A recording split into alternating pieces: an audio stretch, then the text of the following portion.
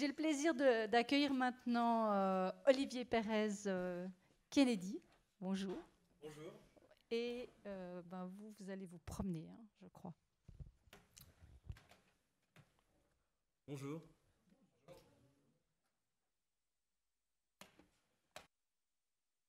Voilà. Merci. Alors, je vais pouvoir couper mon téléphone maintenant. Et on arrive à tenir l'horaire. J'ai encore une minute d'avance. Bonjour à tous. Donc, on m'a demandé de parler des fake news. Et c'est un sujet que je trouve assez intéressant de demander à quelqu'un qui dirige une agence qui fait du marketing de s'exprimer sur le côté fake news. Alors j'ai commencé par faire un petit peu d'historique et à chercher les premiers moments où on a des grandes fake news. Et la première fois que j'en ai trouvé, c'est 17 février 1898, quand on a un moment qui est assez intéressant, c'est que l'éditeur du New York Journal publie comme quoi il y a un bateau de guerre qui a été détruit par des Espagnols. Et en fait, ce n'était pas le cas. Ce n'était pas des Espagnols qui avaient détruit ce bateau. Il n'y avait pas de traces non plus comme quoi ça aurait été... Oui. Pas de problème. Merci. Ah oui, c'est mieux. Voilà. Ça, c'est une des premières fois. Il y en a un autre que j'ai trouvé aussi vraiment intéressant, parce que ça, on a un effet d'encapsulation qui me semble intéressant. C'est quand on a une émission de radio qui a commencé à faire comme si c'était une blague de les Martiens débarquent à New York, et ça aurait créé des vents de panique. Alors, ce qui est intéressant, c'est que là, c'est un article qui parle de gens qui sont en train de fuir, qui sont en train de fuir parce que les Martiens sont en train d'envahir New York. Il paraît qu'en fait, il n'y a pas tant de gens que ça qui y ont cru, parce que l'émission de radio qui a été utilisée était une émission de radio avec assez peu de personnes qui l'écoutaient. Mais l'écho que ça a eu est un écho important. Je vois certaines personnes qui hochent la tête, donc qui connaissent cette histoire. Et pas plus tard qu'il y a quelques heures, le président Trump a expliqué que tout ce qu'elle a dit ici n'avait absolument aucun sens et était de la pure fake news. Donc j'ai décidé de vous faire une conférence sous forme de fake news qui sera donc entièrement fausse. Ça, donc, on a un outil qui génère des mèmes. Vous pouvez aller dessus, c'est assez sympa. Vous écrivez n'importe quel texte, ça l'écrit dessus avec Trump qui le tient. Et c'est quelque chose qui est vraiment amusant. En fait, ce qui est intéressant, c'est que les fake news sont devenus un phénomène à partir du moment où Trump s'en est emparé pour dire « ceux qui m'accusent parlent de fake news, font des fake news ». Et en fait, on assiste à un côté...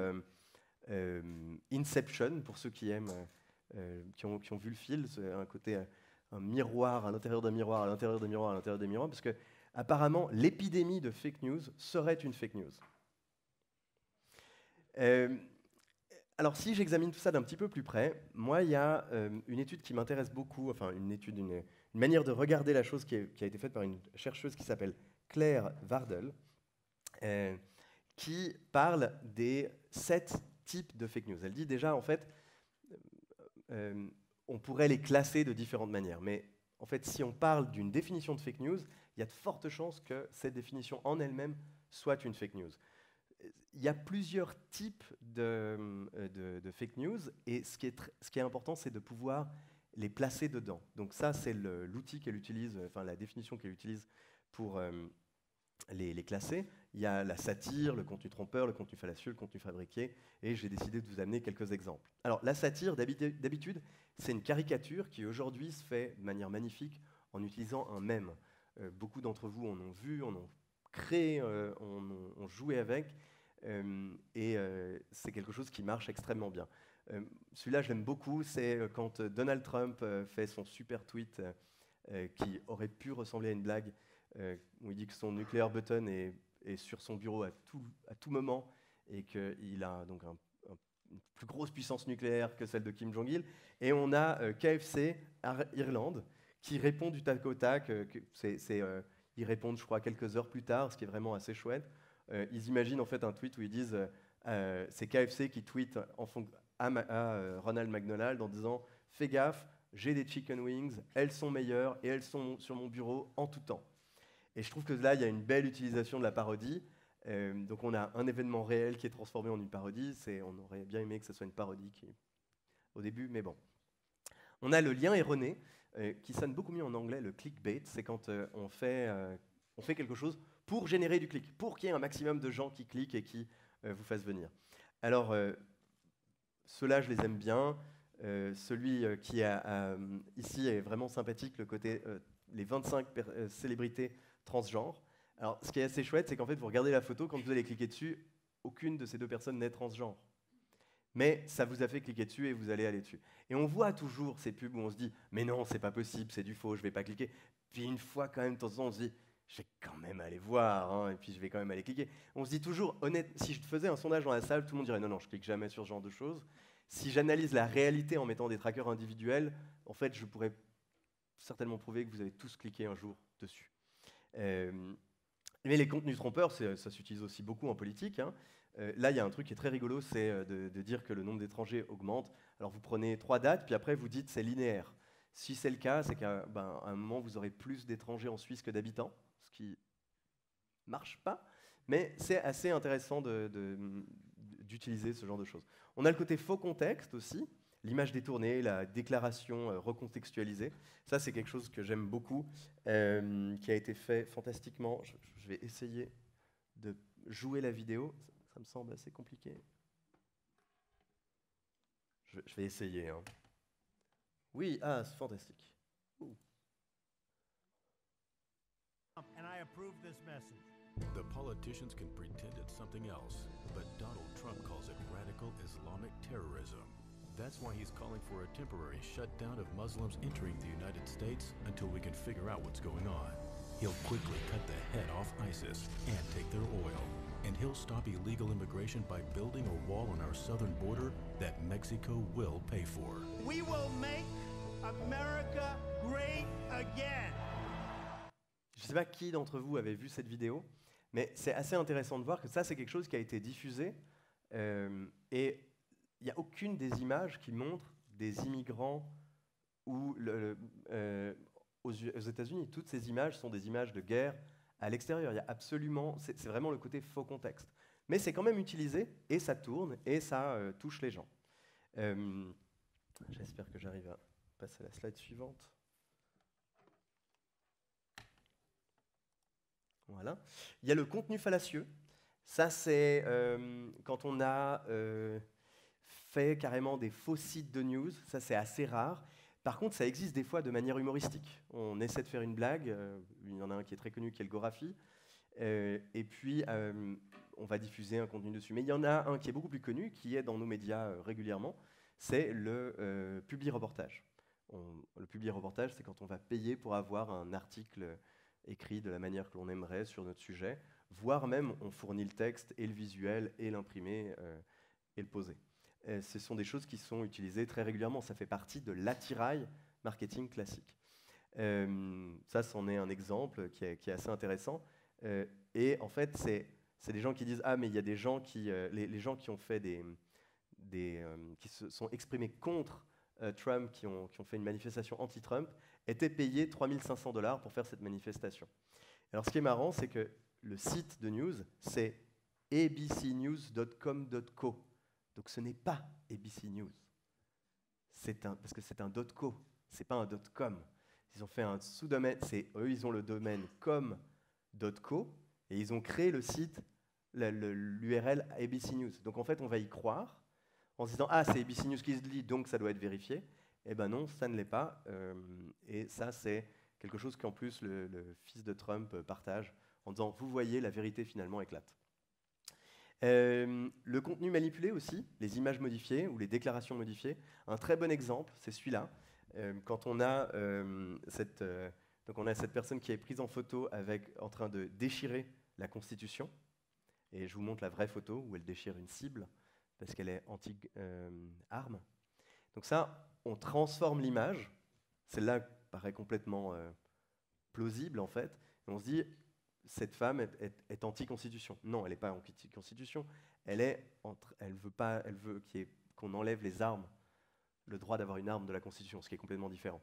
Mais l'image transformée porte et fait que les gens disent « elle n'aime pas notre beau pays, les États-Unis ». Il y a aussi le contenu fabriqué, les fausses affiches, les fausses pubs, les faux sites, les tweets, tout ça. Ça, je vous en ai amené un exemple, puis surtout je vous en ai amené un autre qui est un petit peu mon favori.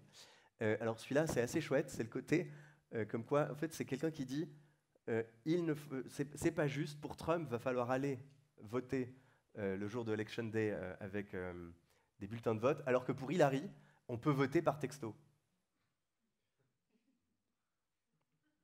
Et ils ont créé une fausse affiche en disant « Votez par texto pour faire gagner Hillary en avance ».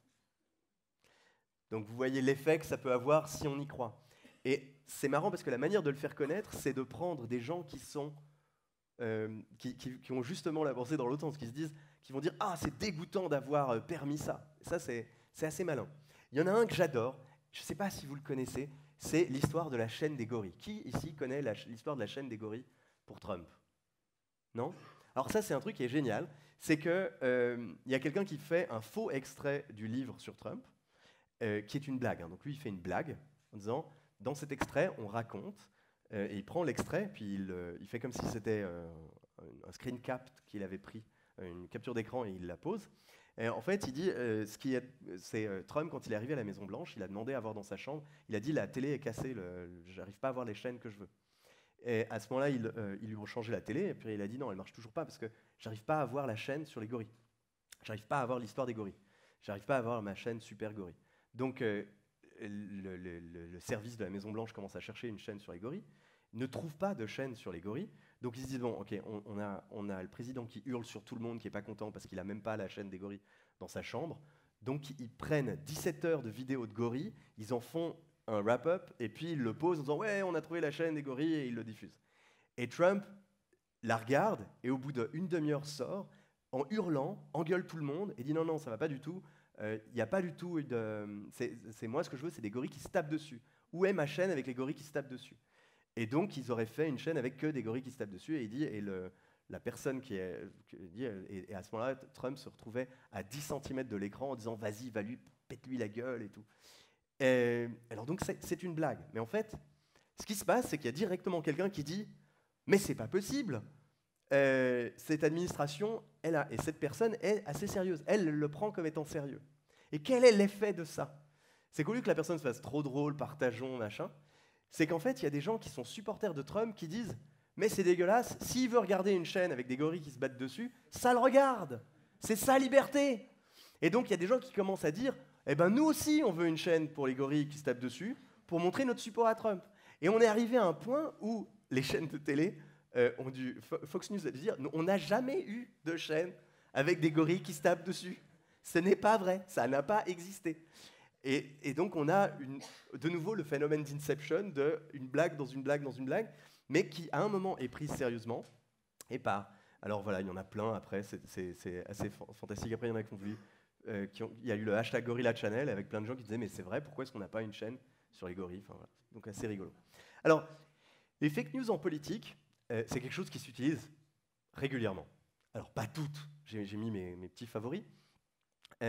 Pas toutes parce qu'il y en a qui ont un coût trop important si découvert. Donc du moins dans ce que j'ai constaté dans le conseil que je donne à des politiques à travers l'Europe ou d'autres pays dans le monde. Donc en fait, on a le côté satire et parodie, le contenu trompeur, les liens erronés et les faux contextes. Ça, c'est du classique. Après, on peut avoir tout ce qui est contenu manipulé. Ça, d'habitude, les hommes politiques, les hommes et les femmes politiques que j'ai rencontrés veulent pas utiliser